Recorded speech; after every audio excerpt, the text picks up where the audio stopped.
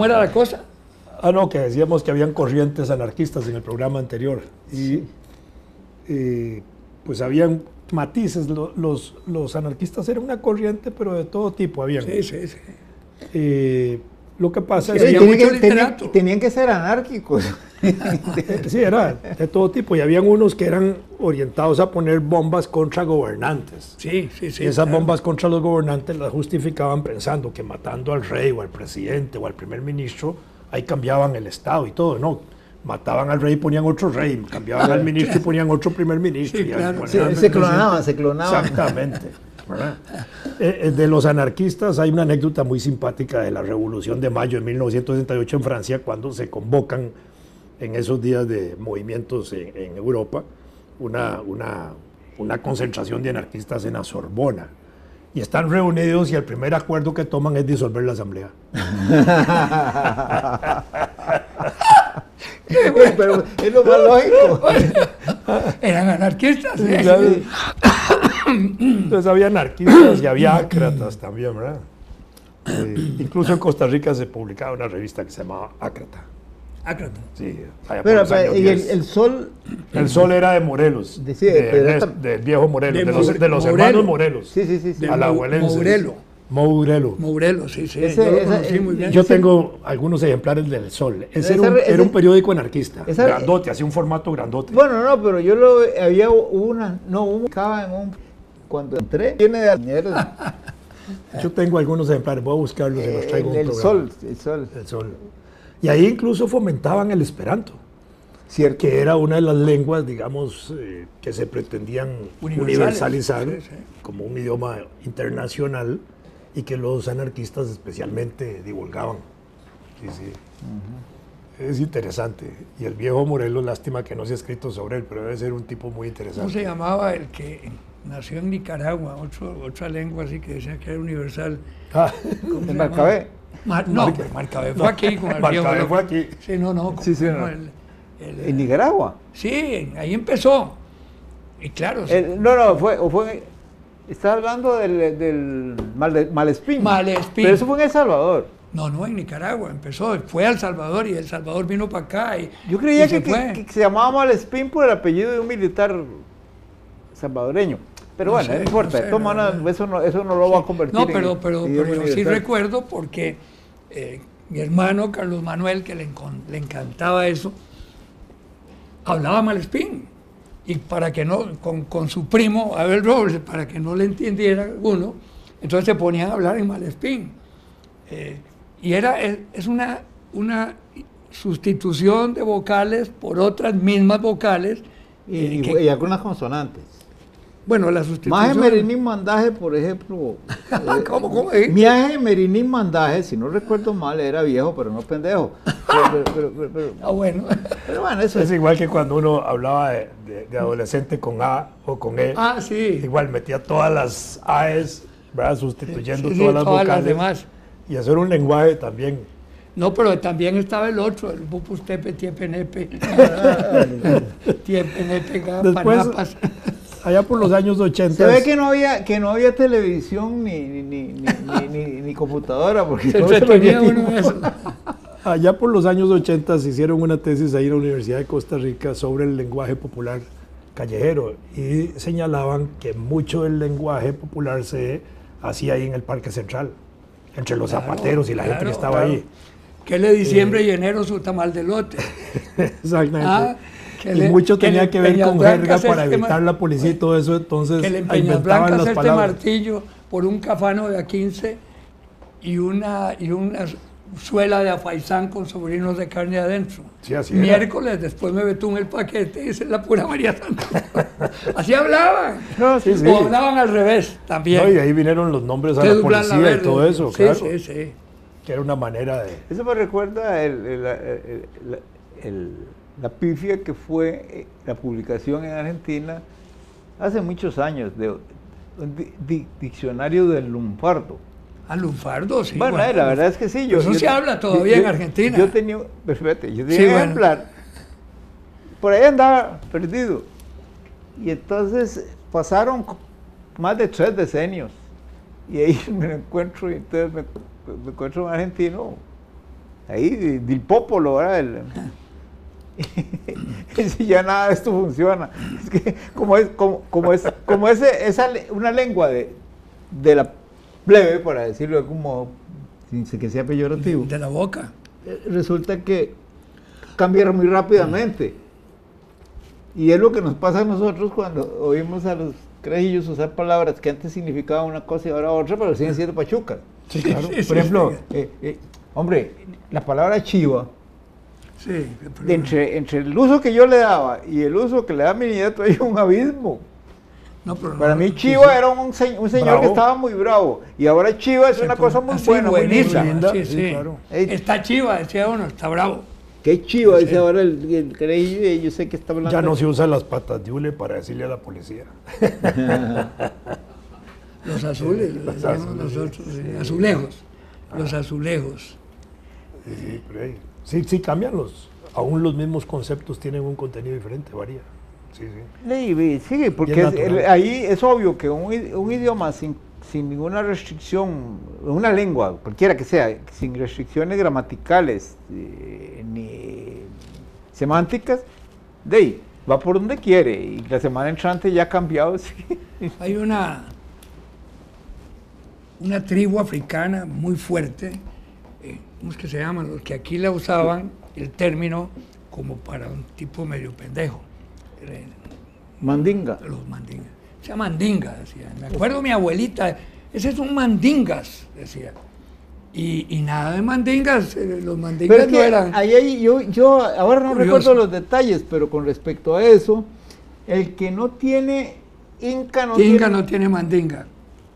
Tinga ni mandinga. En esa discusión que leí, alguien llega a la conclusión de que ese mandinga no es mandinga, es mandinca. Mandinca. Sí, y refiriéndose a otra cosa. Entonces, yo me pregunto si no es que hubo una confusión, porque de acuerdo con eso habría una población sudamericana, como decía, ¿cómo se llama? García Márquez, de los macondos de África, que pareciera que la finca Macondo, Macondo es una finca. Es una población. Bueno, es que fue una población como las que aquí se armaron en una finca bananera. Sí. Macondo correspondía al nombre de una etnia africana, pero nada que ver. Son nombres que cayeron. No, en realidad es de la imaginación de García Márquez, porque esa zona, después hablan de la zona de Macondo, y la zona de Macondo, pues porque ahí se desarrolla la novela de 100 años de soledad, y habla de los gitanos que venían y desembarcaban lo que se llamaba una laguna enorme que hay ahí, se llama... curioso, porque un nombre muy despectivo, siendo un lago enorme, hay gasolinera adentro y andan las lanchas y todo. ¿Cómo se llama? La Ciénaga, la Ciénaga Grande. Y frente a Ciénaga es donde se desarrolla la idea de Macondo. Es interesante, es decir, hay una serie de pasajes de García Márquez que son verdades, es decir, verdades en el sentido de que todavía se habla de eso. Hay una población que se llama Tasajera, entre Barranquilla y Santa Marta. En Tasajera, García Márquez dice que ahí no se moría nadie, que cuando fueron a inaugurar el cementerio trajeron un muerto de Barranquilla, decía García Márquez. Pero es cierto que existe la leyenda de que ahí nadie se muere. Pero nadie se muere porque se van por otros lados. Sí. Bueno, hay una serie de figuras interesantísimas que el vaporcito que pasaba por frente a un barquito. Él habla en otra novela de ese barquito, que lo picaron los moscos y que no sé qué, que iba para no sé dónde, ese barquito sobre el río Magdalena va hasta La Dorada, que es ya en Bogotá. y ya, yo creo que ya se eliminó, bueno, en la novela de que la muerte, historia de una muerte anunciada. No, en el amor en los tiempos del cólera. Ahí sale, que empieza a viajar y tal, con su exnovia, que se había casado con el doctor, aquel, no me acuerdo cómo se llama. En esa novela hay dos pasajes interesantísimos. La muerte del doctor, que era el esposo de esta ninfa linda, tenía una lora. Tenía una lora en el palo y le estaba enseñando a cantar el himno. Y la condenada lora solo cantaba la primera parte, ¿verdad? Oh, gloria inmarcesible. Y entonces le gritaba él, oh, júbilo inmortal. Y la lora no había forma. Entonces, un día no se bajaba la lora. Entonces, el doctor se subió al palo a agarrar la lora y se cayó. Y esa es la muerte en capítulos, porque se muere por donde viene cayendo. Entonces se lleva 4 páginas la muerte del doctor Urbino, que caía y pegaba con una rama y seguía, hasta que cayó al suelo y por supuesto que se mató. El doctor Urbino, que decía que las edades de los hombres era muy fácil de distinguir para un médico, porque primero orinaba como manguera de bombero. Y después como aspersión y sacaba una serie de y hacer un problema prostático. Sí, claro. Sobre todo si lo habían operado de la próstata al principio. Claro. Tiene ese tipo de orinada de aspersión, claro. Sí, mojas todos los pantalones. Y a mí me pasó un tiempo, tenía que cambiarme a cada rato. Después tomando una medicina que anunciaban y yo no creía en ella, la empecé a tomar y recuperé el chorro. De veras, bastante bien. Eso después de la intervención quirúrgica de la próstata es por un breve tiempo nada más. Sí. No, yo no me quise operar. Yo me acuerdo que el doctor Facio decía... Hemos pasado por esa etapa. ¿Vos te operaste? De próstata, sí. Sí, el doctor Facio decía, a los 60, el 60% se tiene que operar. A los 70, el 70%. A los 80, ahí es peligroso ya. En aquel entonces, en esa época era peligroso, ahora no. Era meter cuchilla y sacar. Ahora no, le meten a uno un tubo por la... Mejor ni hablo de eso porque francamente debe doler mucho. Yo no me quise operar, francamente. Eso me recuerda el amigo alajuelense de edad provecta que era muy festivo y siempre andaba muy contento. Pero la gente se extrañaba mucho de que cuando iba para cualquier parte cada rato cambiaba de acera. Hasta que un día alguien dice, mira, es que vos vas para la agonía y puedes recto y no, te cambias de acera cada rato. Mira, cada vez que yo veo venir a alguien que es de mi edad o más viejo, cambio de acera para no encontrármelo porque solo de enfermedades me hablan. ¿Y cómo le decían al señor Zigzag? Sí, a la abuela le tiene que haber puesto. Le decían Zigzag. Claro. Él se trajo él era el jefe del hospital de Limón, del hospital de la United Fruit. En realidad había un jefe supuesto, el doctor Salisbury, pero el jefe era el doctor Facio. Simplemente el que aparecía en la cabeza, posiblemente para recibir pagos de Boston, que se llamaba el payroll de Boston, más fuerte. Entonces, ahí trabajaba el doctor Agüero, que era el oculista, y mi papá, que era el dentista. Y un día resolvió, vámonos para San José, nos vamos los tres y montamos allá el primer bufete, decía él, bufete médico. Y de ahí detrás del cesteo se los trajo a los dos y ahí mi papá estuvo años y también Agüero. Pero cuando yo iba a ver a mi papá siempre estaba el viejo con alguna anécdota, le encantaba contar cosas a Antonio Facio. Volviendo a eso que señalaba Fernando expectativa de vida. No solo es un problema también de la medicina, sino también de las condiciones sociales, del entorno. El desarrollo de la cañería, desarrollo de aguas negras, todo ese tipo de cosas que son la higienización. Por ejemplo, aquí, desde los años 20, en el siglo pasado, jugó un papel muy importante la presencia de la Fundación Kellogg y la Rockefeller, que metieron mucha plata para higienizar las plantaciones bananeras. En parte porque a ellos les interesaba. Sí, claro. Y eso tuvo una repercusión. Había una... Y después, en el desarrollo interno urbano, igual. Eso fue mejorando mucho. La expectativa de vida de los costarricenses en 1800 era 30 años. Ah, sí, en 1900 era 35 años. No, hombre, sí, claro.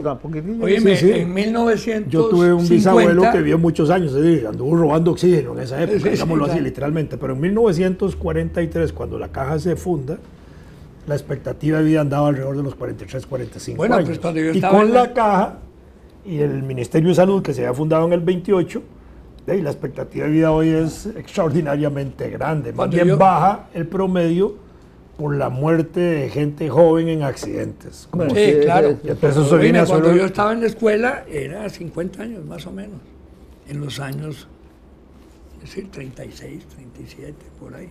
Sí, claro. Es eso.